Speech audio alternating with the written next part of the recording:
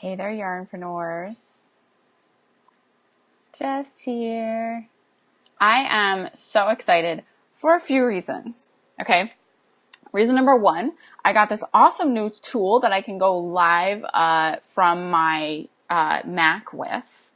It shows me, it allows me, I'm sure some of you noticed that I was able to schedule my live video, which is cool for a few reasons. A, it lets you guys know that I'm going live.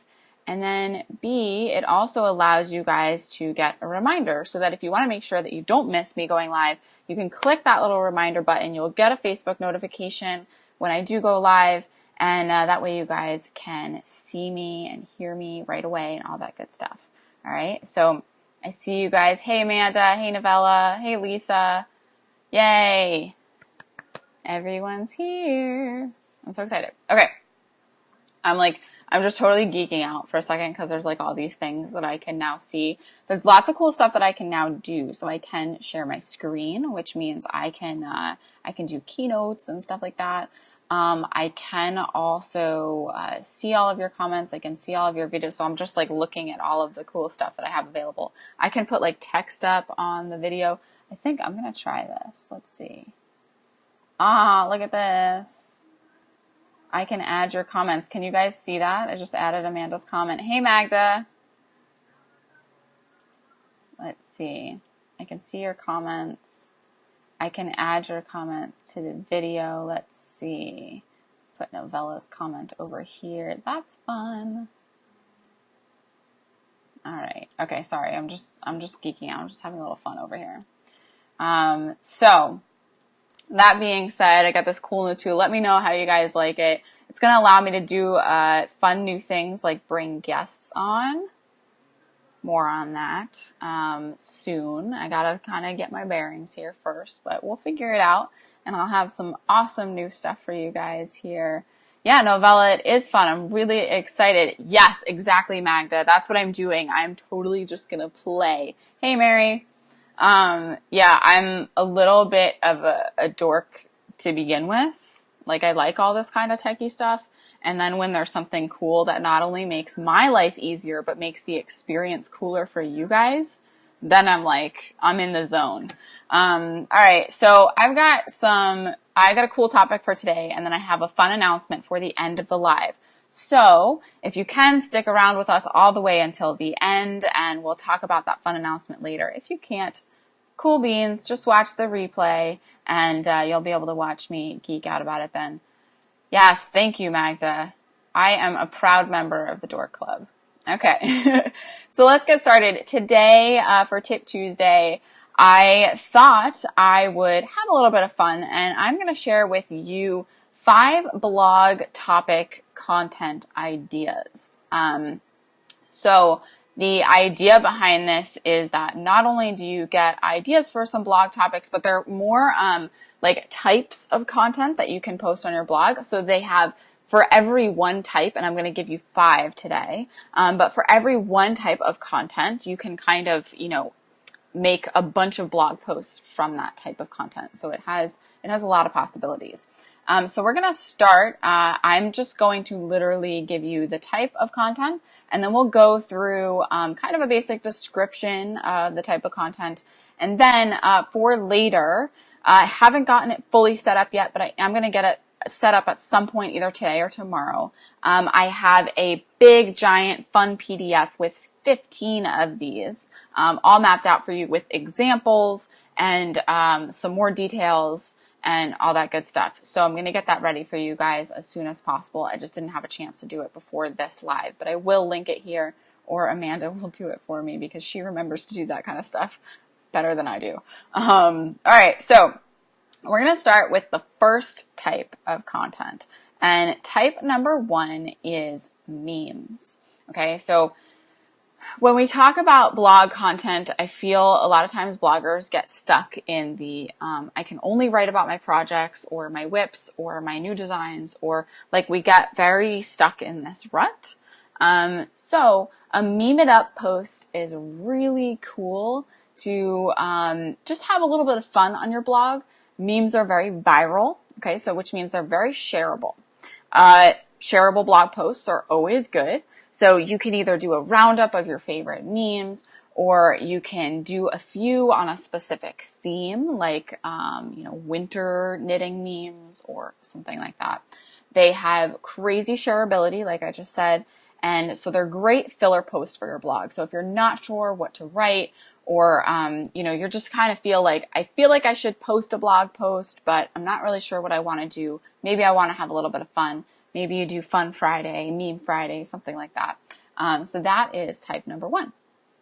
For type number 2, we have ask and you shall receive. Okay, so this is reader-generated content. This one is kind of interesting to me because it takes the pressure off of you, right? So you're putting the content in the reader's hands. So you can do a survey style post. So you can ask your audience a question via social media, email, or in-person events, kind of wherever you interact with your audience. You can ask them a question and then compile the responses into a post. And this one will work best if you have a question that is compelling or interesting or funny. So people will not only be more likely to respond, but the answers will be more interesting to read, right? So you want a topic that's kind of really fun for people they actually want to give you a response. That way you have a good group of items to, kind of share in your blog post. The third type is doing a review. So you can do a review of a few things. You can review physical products like books or hooks or yarn or, any other supplies or accessories. You can review other blogs. You can review patterns. So there's a lot of opportunities. There's a lot of things that you can actually do a review on. But reviewing those products can have some really cool side effects too. So it can be an opportunity for free stuff. Always ask. It can never, ever, ever hurt to ask to promote a product or not to promote a product, to review a product. It can also be a good opportunity to promote products you're affiliated with. Again, make sure that if you're doing any sort of affiliate program, that you're following all of the guidelines as far as, making sure that you're announcing that it's an affiliated post and all that kind of stuff.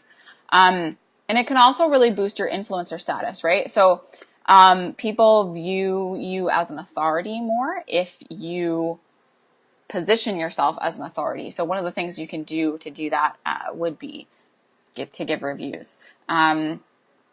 Number 4 is showcase your customers. And this is one of the most fun types of posts. I really, really enjoy this one, especially back when I was designing more. I really liked to kind of showcase what my customers were working on. So I did a few things. I used to round up a bunch of projects on Ravelry from one of my patterns, and I would post them up on the blog and link to their project and share the pattern that they used, obviously. So it's a good opportunity not only to really showcase your customers and have some fun with projects that were created from your patterns, but it's an opportunity to, kind of say like, hey, look at what everyone else made with my pattern. You can get it over here. So you can showcase your products at the same time as showcasing the users of those products, which is really cool.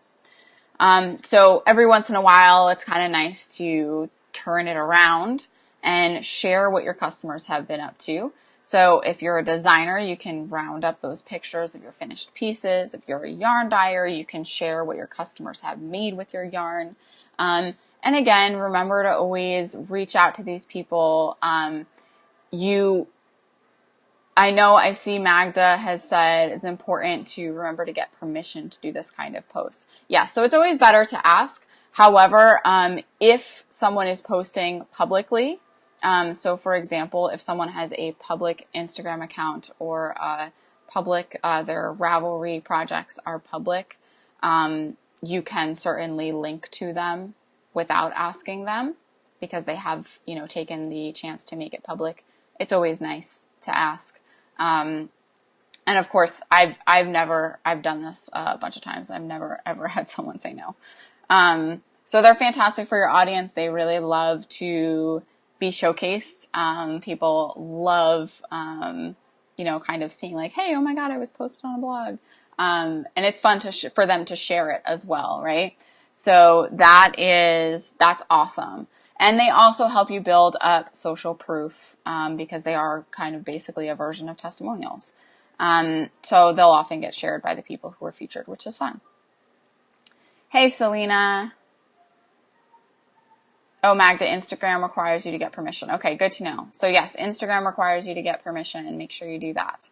And then for type 5, this is, I think, one of my favorites, past type 4. Type 4 and 5, I think, are my two favorites. Well, they're all in kind of competition with memes because I love memes. I'm like just a little obsessed with them. So post type 5 is called the best of the best, and this is a best of post. So these are great if you have a lot of blog content that you can round up and then feature again.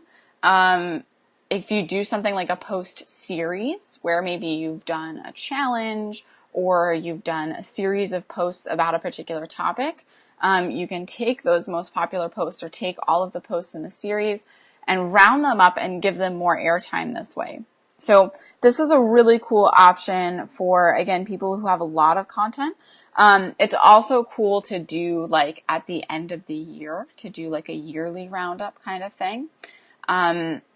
And you can kind of take them all, and I recommend presenting them in a way that's a little interesting, right? So don't just list the titles of the posts, maybe do a short description, or a short like takeaway from the post. Include some pictures and of course links. Also, as far as SEO goes, if you don't know what SEO is, that's search engine optimization. As far as SEO goes, it's a really good idea to do this every once in a while because it creates more links on your site and gives you all that good, what SEOers call link juice. So it gives you a lot of link juice and kind of makes your posts more relevant and they can be seen more. It also gives people who are new to your blog a good place to kind of get started. So if you have a best of the best, maybe that's something that you link in your menu, like hey, are you new here? Like click on this and you'll get a good overview of the most popular post on the blog, or, you know, the ones that have the most shared or consumed information, so that anyone who's new to the blog has an opportunity to kind of see what you have available, see the breadth of your work, and, you know, dive in and get started without feeling totally overwhelmed. Because that is an issue for people who have larger blogs, right? Anyone coming to your blog who is new, if they're coming directly to your homepage and you don't have a good place to direct them, or you don't have a homepage that, like really mitigates their overwhelm. If they see a lot of posts, if they see a lot of things to click on, if they don't see like a general call to action or path of some kind, they can often click out or leave the site because they just don't know. It's decision fatigue, right? They just don't know where to click or where to go or what to do to find what they're looking for. So they will often just leave. And obviously we don't want people to leave our site. So this is a good opportunity to kind of give people a primer in what your blog is all about, and say like, hey, these are our most popular posts. Why don't you start here? And then people will feel less likely to feel overwhelmed and want to click away. Amanda, and it's so awesome to feel seen. Yeah, I think you wrote that during the customer post. Yeah, I think customers really, really enjoy, you know, feeling like the designer has actually taken the time to not only look at their finished product, but actually share it. So that's really cool. When I was running my Facebook group for Screen to Stitch, I used to change the cover photo every month. And I would update it with photos of, you know, what people had shared in the group. And it was always really fun and people loved it. Amanda says decision fatigue. I like that. That feels like it's talking about me. Yeah, decision fatigue is, I could probably do a whole chat on decision fatigue. It's actually a thing. So it is very, we want to kind of mitigate that wherever we can. And that best of the best post is a really good place to do that. So those are my top 5 blog post types. Again, you can take that type of post and kind of spin it in any direction you'd like. So it has the opportunity to turn into obviously more than one post. And then I will get that PDF up for you guys so you can have all 15 of them. So now that we've gone through all of our posts, it is time for a quick announcement. I'm going to be talking about this a little bit over the next kind of week and a half, because I'm doing something fun and exciting, and I want to see if you guys want to be involved. So I believe I've talked about this a little bit, but I have been putting together a course on content calendars. So I'm really excited to talk about this topic. Content calendars have the potential to completely change the way you run your business. Not only as you're creating content, but as you're releasing content. It also has the potential to completely change the way you feel about your business. I know most of us go through our day-to-day kind of feeling a little bit overwhelmed, maybe feeling like we're not sure what we should be working on next, or maybe we have too many projects going on, or maybe we just kind of feel like, hey, I have this thing and I think it's really good, but I don't know when to promote it or where to promote it or how this even fits into everything else that I'm already doing. So a content calendar is a great way to fit in everything, all of those moving pieces, content, promotions, social media posts. So I use content calendar as a umbrella term, as a blanket term for everything that is released on a schedule in your business. That means social media posts, emails, YouTube videos. I said emails already. Patterns, products, promotions, right? So anything that has some sort of actual release date, and it allows you to not only plan all of that stuff out, right? So plan out when it's actually going to be released, but plan out the production of that content, right? So you want to, putting it all on a calendar is all fine and dandy, but if you don't have a way to actually produce the content in a timely manner so that it can go out when it's supposed to, that's where I see people really running into issues. So I've taken a lot of time to put this content calendar course together, and I am pleased to say that it is going to be ready for the workshop stage. So the workshop stage means that I will be teaching this course live. There are not a lot of opportunities for me to teach courses live anymore. I don't do it, so this is a really cool place that you can get one-on-one attention from me. You're going to be in a private Facebook group for people who have purchased access to the workshop. Okay, so you're going to get access to the workshop, which is 6 weeks long. We have 6 modules that we're going to go through. So we're going to really, really dive deep into this whole content calendar thing. Not only what is a content calendar, right? So I can actually walk you through the modules right now. So we're going to go over what is a content calendar, right? So what does it mean? What content is included, right? So that's module 2, what content goes on my calendar, right? What are we actually putting on there?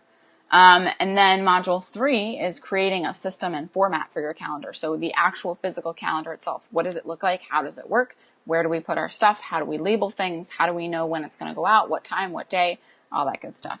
And then we have the actual building of our content calendar. So we're going to be building our calendars during this course, which is really cool.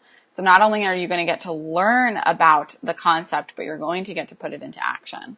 And then we're going to learn about how to bring your calendar into your workflow. So what does it mean to have the calendar and then produce the content that's going on the calendar? And then lastly, we're going to look at how to know if your content calendar is working. Right? Because at the end of the day, this content calendar should be bringing us more revenue. It should be streamlining our production process. It's going to make a big, giant difference in a lot of realms of our business. And we want to make sure that we know how to look at that data and say, okay, is this really doing what it should be doing? All that good stuff. All right. So let me take a look at your comments real quick. Novella, being a new blogger, I'm curious, would you set this up on a menu or a site page? I think you're talking about the best of the best post. It can be a post that you link to in the menu, right? So if you wanted to link to it in the menu and say, start here or new to the blog, something like that, you could call it that and it would link directly to that post. I hope that answers your question.